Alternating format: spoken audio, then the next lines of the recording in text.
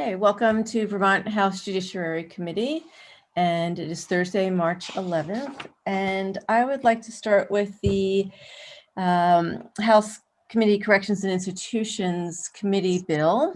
And what we are working on is draft 1.1. If I don't have that right, Bryn will correct me, but that is what we were looking at yesterday.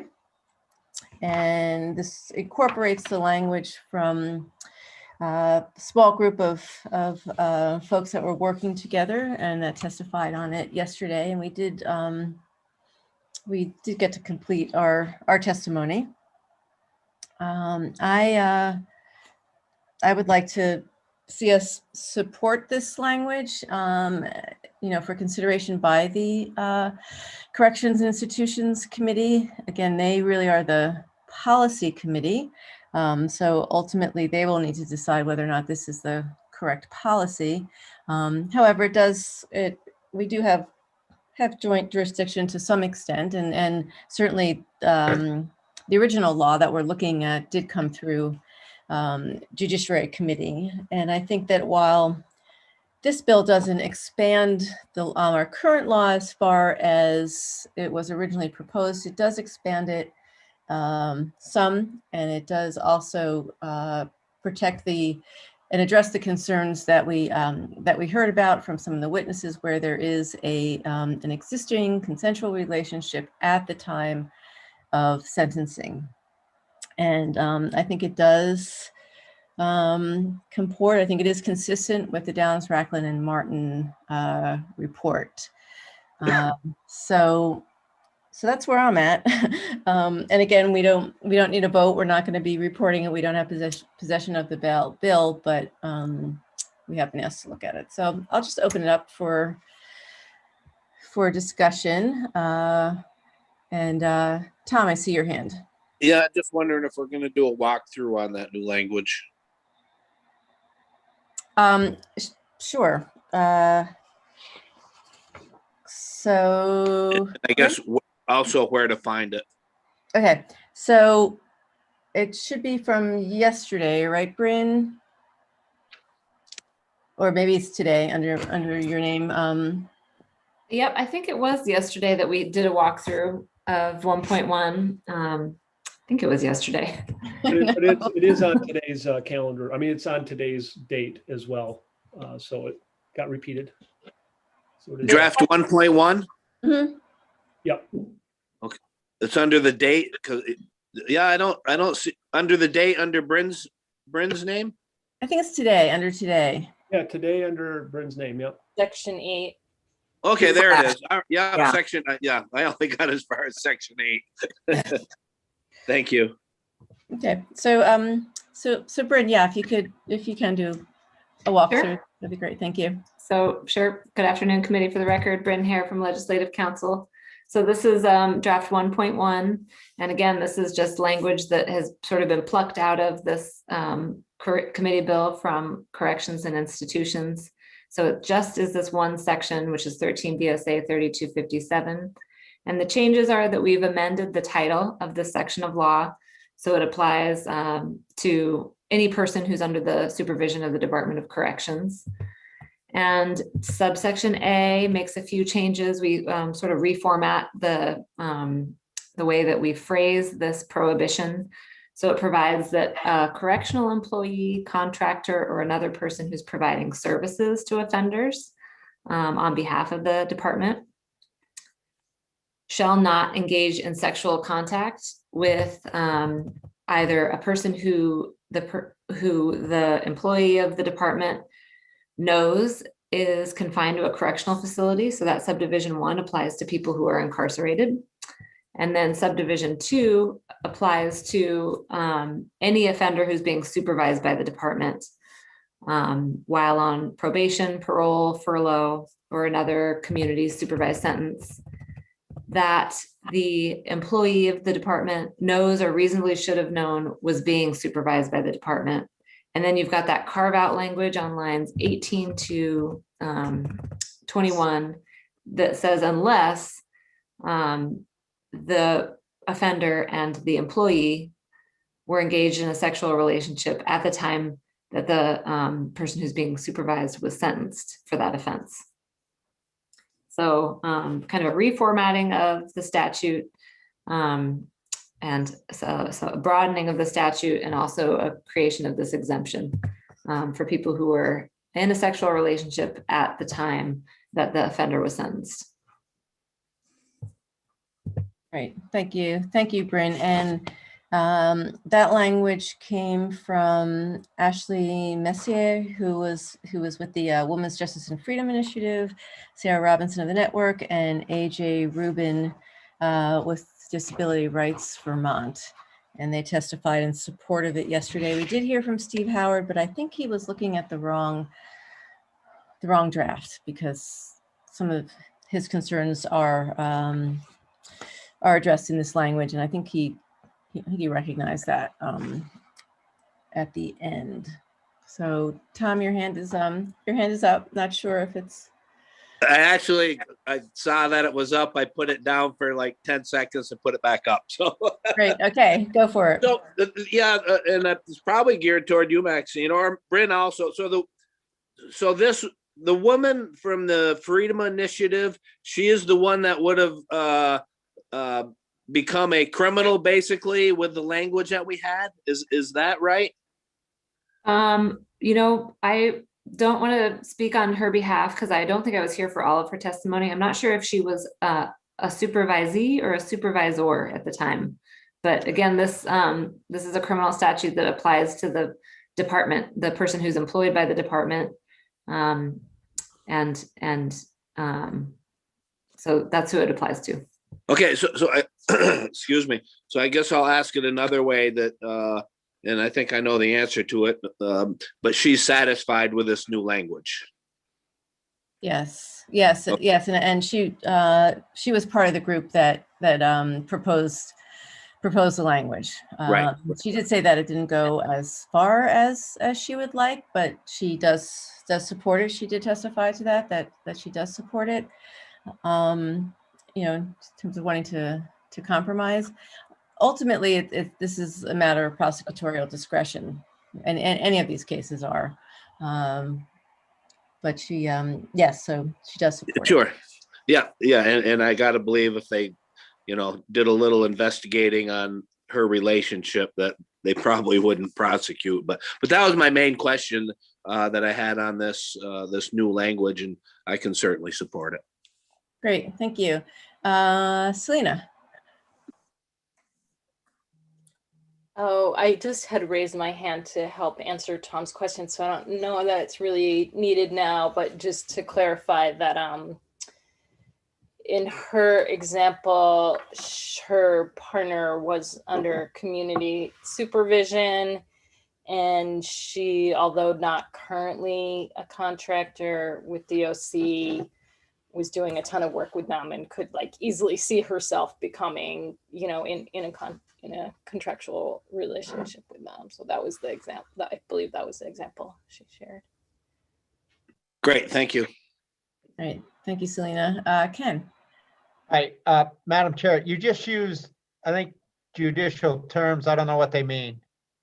Oh, I think I said prosecutorial discretion. Thank you. So what that means is that it's up to the prosecutor whether or not to charge and to bring a case. And I was just pointing that out. Self-explanatory. I should have figured that out. Thank you. No, it's okay. It was in response to Tom's question about whether or not the witness would have been a criminal or would have been charged. So told you I wasn't a lawyer. Okay. Any other questions for Bryn about this? Not seeing any hands. So thoughts in terms of whether or not to recommend this language, and again, this is part of a bigger bill. I'm not sure where they are with that bill, but they are looking for recommendation. I do know that this is important to Senator Sears, and that they also would like to see something like this pass, whether it's part of a corrections bill or a standalone bill. So we could do show of hands. Yes, recommend it. Yeah. Okay. Great. Any opposed to recommending it? No. Okay. Great. All right. Wonderful. Thank you. Okay. So then, yeah, so let's do hate motivated crimes if we could move to that. And yeah, I would love Selena and Will. I don't want to hold you here for much longer if possible, or if we're still going and you want to go. 'Cause imagine you need a break before retention. So, okay. So in terms of hate motivated crimes, thank you, Coach, for asking about armed forces, whether or not that includes the National Guard. And it actually, I guess it wasn't clear, but it was better to put it in there, right? So we do have another draft 4.1, which should be posted. And I think that's the only change. Is that correct, Grim? Armed Forces or the National Guard? Yeah, yes, 4.1, the only change that you see to that draft is the addition of or National Guard or the National Guard. Because since it is kind of a complicated relationship there, that it makes sense to just ensure that it's included if you want to include it. Great. Thank you. So I think I would like committee discussion at this point about it, where folks are at with the bill. I think we've had quite a bit of testimony. I do really appreciate the reporting section of it. I thank Selena and others who worked on this. Certainly a step in the right direction of our data collection in this state, which hopefully we will get back to. Start looking at some other bills. Thoughts? Ready?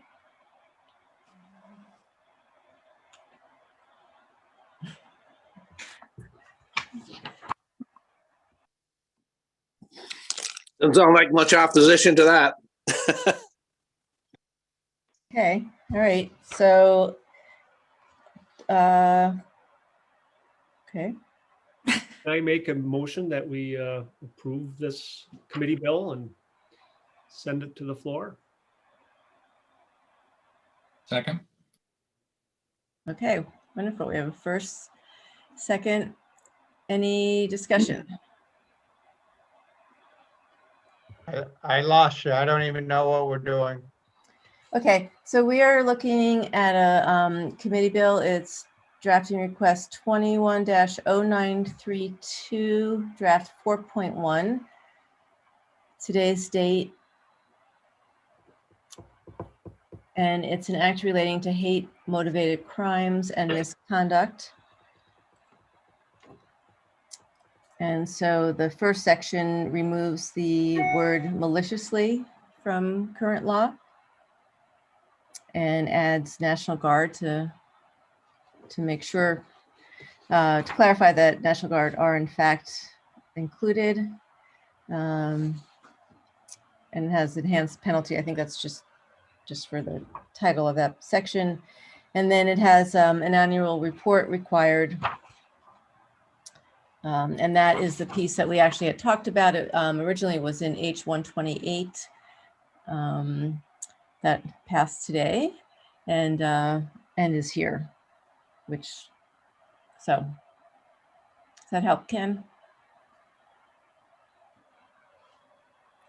Great. Trying to find it. I'm trying to get back to it. Okay. Let's see where it should be on our committee page.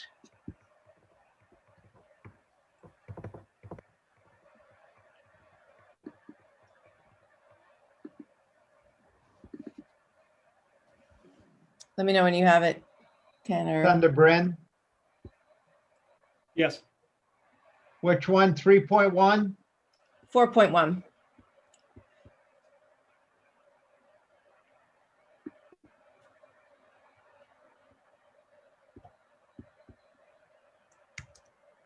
got updated, didn't it?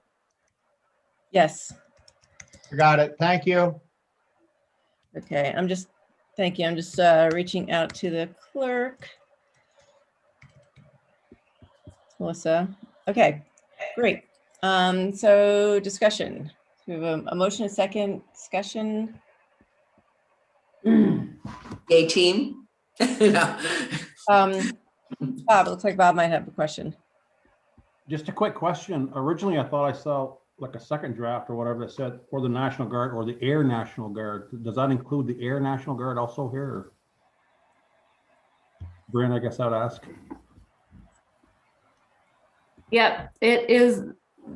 It's inclusive of the other National Guards. It was the advice of our legislative counsel, Damian Leonard, that we didn't need to include the specific titles for all the other reserve forces. That if we referred to the National Guard, that would be sufficient. Okay. And that's really his area of expertise. So I'm relying on his advice. Don't want to leave anybody out.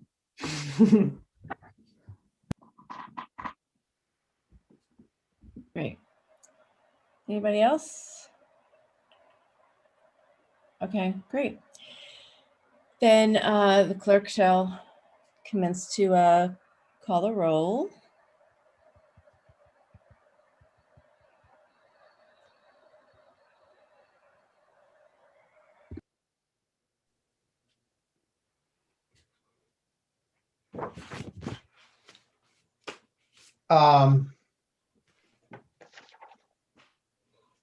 Can everybody hear me, see me, anything? Both, yeah. You're good. Colburn, Yes. Donnelly? Yes. Go Slant? Yep. Lalonde, Yes. Leffler? Norris, Yes. Knott, Yes. Barbara, Yes. Christie, Yes. Burdick, Yes. Grad. Yes. So Okay, and we'll hold for Leffler. yeah, I just texted her because I had heard from her, but she may be driving again. We can wait a little bit and see if she'd have to call in. Yeah, it's a little, it's interesting. Well, I think she said she was going to be calling in. So once she got okay. on the road, so we should probably give her that. Okay, all right, let's do that. Okay, and okay, so Bryn, you need to go. I see that. Okay. Sorry. All right. Yeah, thanks so much. Okay, also, anybody dying to report this or one would like to report it? And I guess we should turn it in. It's a committee bill, right? So it's going to has to be on notice for 2 days. So. I didn't realize that was the case. Interesting. Yeah, me neither. Every day. I know. Pretty sure a committee bill. Yeah. Oh, yeah. I think that's right. Yeah. Any takers? Coach, are you? I don't know if Coach is on the phone or if he's. No. I was trying to get my button here, you know. Are we pushing your buttons? Oh, just the space bar, you know. Yeah. So did you want to report this? I wasn't sure if you were raising your hand to report or. Yes, that was the. You were asking for volunteers, so I. Great.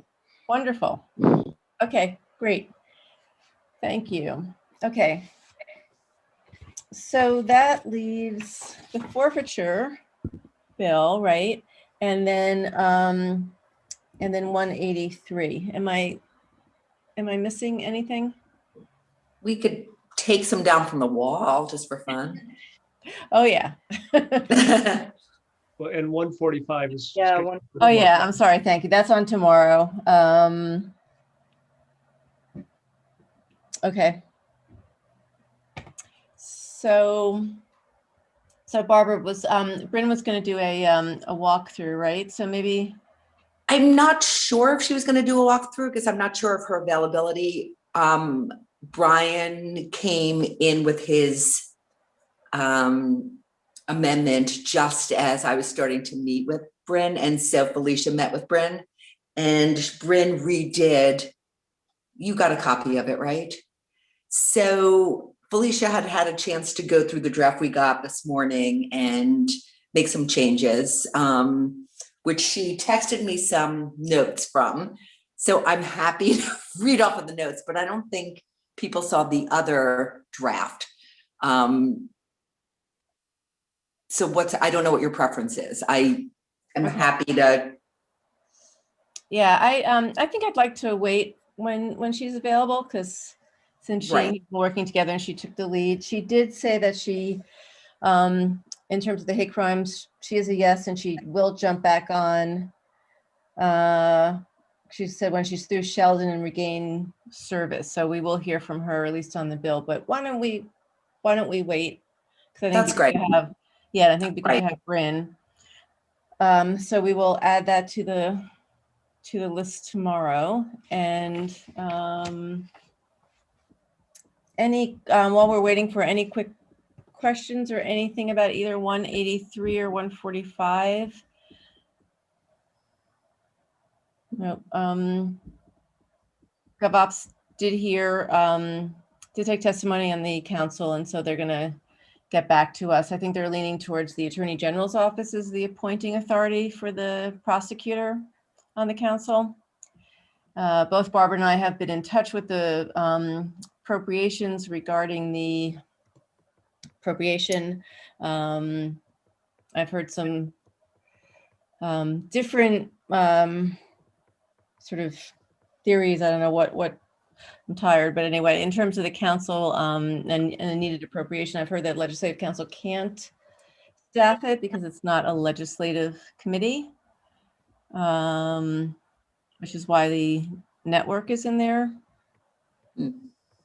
But I don't know. That's appropriations. We'll figure that one out. So, but we're waiting for that, and then I think Michelle will get us a new draft with just some of the tweaks today. Martin, Michelle and I were trying to remember if you had language, or did we, in terms of on 183, or did we, or with disability rights, okay, going with the federal language and the language that.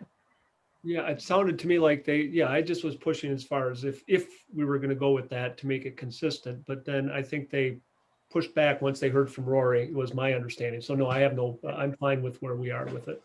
Okay. All right, great. So then Michelle will get us a new draft, which that should be pretty easy. So, okay, there you are, Felicia. Wonderful. Thank you. So Ken will ask you your vote on the committee bill, the hate motivated crimes. I'm distracted here. Leffler? Yes. Thank you. Go back to driving. Okay, great. So Maxine, I don't know if you on 183 or if we're gonna have more discussion tomorrow, because I did want to just, if it makes sense now, to address it's something that the case that Rebecca Turner had mentioned, suggesting that that it was a case supporting the concern regarding the should have known language, and I don't think she sent that to everybody. But I looked at the case. I mean, is this something we can discuss at this point, or is that going to happen tomorrow? Or Go ahead if people go ahead, and Selena, I don't know if Will is gone, but if you need to drop off, go ahead, Selena and Will. But go ahead, Martin. Yeah, it's just that I think Attorney Turner was talking about the fact that we have this should have known language, and this is language that I've been questioning to make sure I understood it as well. I had some of the same concerns that when she raised it, but really in looking at it further and information that Rory has provided, And then actually looking at the case that Attorney Turner suggested supported the fact that this was strict liability and we should not, proceed with it. I looked at that case, and I'll just read this one quote that I kind of highlighted, and it had to do with a Washington law that had to do with drug possession and whether somebody had knowledge or not of possessing the drugs, they would be held liable criminally. And the court rejected that and said that it was strict liability. But then it went ahead and said it's the rare Washington state statute that criminalizes innocent passive conduct, or non-conduct, I should say. Most Washington laws target actual conduct, and most Washington laws target people who know or should know, that being key language there, that they're engaging in that actual targeted conduct. So by the analysis of that case that was pointed to, what we have in H.183 would be fine, because it is a should know. It's not criminalizing innocent passive non-conduct. It is obviously criminalizing conduct based on the fact that somebody should really know of the non-consent of the individual. So that just further, reading that case that was supposedly going the other way further satisfied me that there's not a problem with H.183. So I'm going to be in support of it. Great, thank you. And I do think that that Rory did a good job when he talked about that there's actually two steps in the analysis in terms of the mens rea, when the Defender General's office was saying that we've eliminated the mens rea. And the mens rea is the first step, whether or not there is the act. And then he spoke about the act. And then once there is an act, then the question is whether or not there was consent. And that's where this bill comes in. This bill is talking about that consent piece. So I thought that was helpful. So, okay, great. Well, thank you, Martin. That's helpful. So, okay. All right. So so Coach, with a committee bill, and actually I guess everybody, this is, and I was reminded by this. So with a committee bill, as chair, I need to send it to somebody totally different than the clerk's office and get Bryn involved to certify that that's in fact the correct version. It's a little bit more complicated, but I'll copy you, Coach, on it. And so why don't we adjourn? So that way I can do this and get to the clerk in the editor's office now, and back to Alice Emmons. And then hopefully everybody can make it at 8:45. Oh, wait, so I'm sorry, we're meeting at 8:45 tomorrow? Yeah, yeah, because Okay. Michelle, yeah, if you can, Michelle is, she's not available otherwise, and Okay. I'm not sure how long we'll be on the floor, so at least we can get a. That's why when you said in the morning, I kept thinking, well, you're thinking we're getting off in the morning. So, okay. Sorry, that all makes more sense. Yeah. I So don't that'll think give us. very much on the floor. I think the only thing might be, in fact, H87. And I will find out later if they're going to want me to postpone that. I'll be ready to report it. And if I do, that'll be about 20 minutes, I would say. Okay, and 133. Yeah, that's true, 133, but yeah, maybe it's always possible we could get an amendment, but it seems unlikely to me. And given the strong vote today, hopefully that'll be quick tomorrow. Right. So we may have time to get these things done, hopefully, but. Right. So, okay. And then in terms of scheduling for next week, I'm not really sure what we'll be doing. And so we can talk about it tomorrow, Coach and Tom and Evan, but I think we need to be pretty flexible. Otherwise, we're going to just start peeling things off the wall. Yeah, that's the fun time when you just grab all the bills on the wall and you throw them in the air and see how they go down the steps when we're in the building. All right. I need so many suggestions. I have so many. Okay, so anyway, okay. Well, thank